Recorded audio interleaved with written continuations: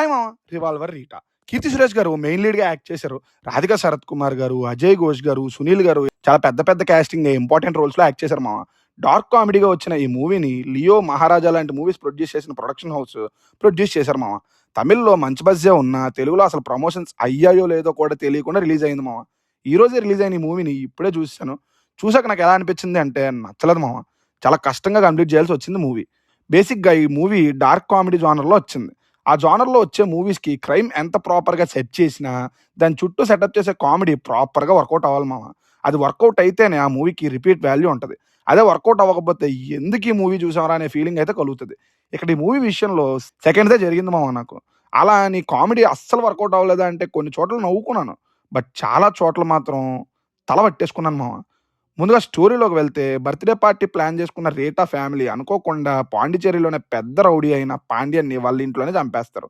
దానివల్ల Rita and family అనుకోని ప్రాబ్లమ్స్‌లో పడాల్సి వస్తుంది. పాండ్యన్ బాడీ కోసం రెడ్డికి ఆ బాడీనిచ్చి డబ్బులు తీసుకోవాలని దాసు.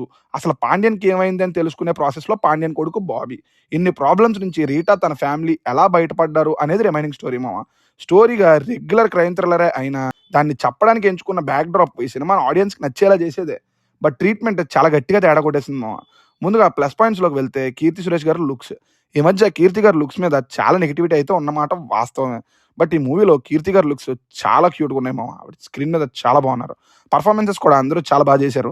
'రాధికా శరత్ కుమార్' గారి క్యారెక్టర్ త్రూ రన్ అయ్యే కొన్ని కామెడీ సీన్స్ నాకు వర్కౌట్ అయ్యాయి మామ.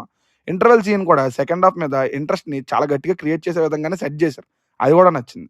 నెక్స్ట్ సెకండ్ హాఫ్‌లో వచ్చే కార్ చేస్ సీన్ కూడా నాకు నచ్చింది మామ. చాలా బాగుంది స్క్రీన్ మీద. కెమెరా వర్క్ కూడా టూ గుడ్ అని చెప్పొచ్చు మామ. మ్యూజిక్ కూడా చాలా సీన్స్‌లో ఏం లేకపోయినా ఏదో ఉంది అనే ఫీల్‌ని అయితే క్రియేట్ చేసింది మామ.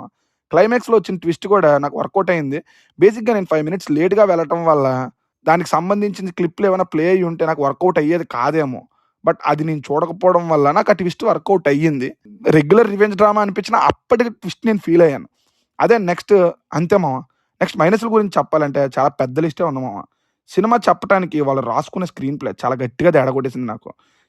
సినిమాలో ఒక అమాయకమైన ఫ్యామిలీ ఒక పెద్ద క్రైమ్‌లో ఇరుక్కున్నారు అన్నప్పుడు వాళ్ళ మీద మనకి అట్‌లీస్ట్ సింపతి క్రియేట్ అవ్వాలి. అది క్రియేట్ అవ్వదు గదా! ఆ క్యారెక్టర్స్‌ని డిజైన్ చేసిన విధానం వల్ల ఏందిరా ఇది అమాయకులన్నారు ఆడేసుకుంటున్నారు కదరా అని అనిపిస్తుంటది. ఒక సీన్‌లో ఒకడిని పెద్ద రౌడీలో చూపిస్తారు. నెక్స్ట్ సీన్‌లో వాడిని కమెడియన్‌ని చేసేస్తారు. అది ఏదో ఒక క్యారెక్టర్‌తో జరిగితే ఫన్ అనుకోవచ్చు. మూవీలో కనిపించే అన్ని క్యారెక్టర్స్ అలానే బిహేవ్ చేస్తాయి మామ. టెన్షన్ గాని, కామెడీ గాని ఏది అంతగా వర్కౌట్ అవ్వదు మనకి. 'సుల్లు' గారి క్యారెక్టర్‌కి చాలా బిల్డప్ ఇస్తారు. బట్ ఆ ఎండింగు అబ్బా! ఏందబ్బా ఇది అని అనిపిస్తుంటది. చాలా చోట్ల చిరాకు రప్పిస్తుంటది కూడా. బట్ 'కీర్తి సురేష్' గారి రీసెంట్ లేడీ ఓరియెంటెడ్ మూవీస్‌తో పోలిస్తే ఇది కొంచెం బెటర్ మామ. అంతే. సినిమా లెంత్ కూడా చాలా ప్రాబ్లమ్ అయింది మూవీ విషయంలో. సింగిల్ లైన్‌లో రన్ అయ్యే కాన్సెప్ట్స్ ఎక్కువ ఎంత తక్కువ రన్ టైమ్ ఉంటే అంత మంచిది మామ. ఇక్కడ అది కూడా దెబ్బేసింది గట్టిగానే. ఓవరాల్‌గా సినిమా పరిస్థితి ఏంటి అంటే నాకు చాలా కష్టమే అంటాను. బట్ నాకు 'కీర్తి సురేష్' గారంటే ఇష్టం కాబట్టి సినిమా మొత్తం చూడగలిగాను. సినిమా అయితే థియేటర్స్‌లో వర్కౌట్ అవ్వడం కష్టమే అంటాను మామ. థియేటర్స్‌లో ఈ మూవీ రన్ అవ్వడం కూడా కష్టమే అంటాను. Because of lack of promotions cinema కూడా అలాగే ఉంది. ఓటీటీలో వచ్చినప్పుడు చూసుకోవచ్చు మామ. నెక్స్ట్ ఇంకో మంచి రివ్యూతో మళ్ళీ కలుస్తాను. బాయ్ మామ.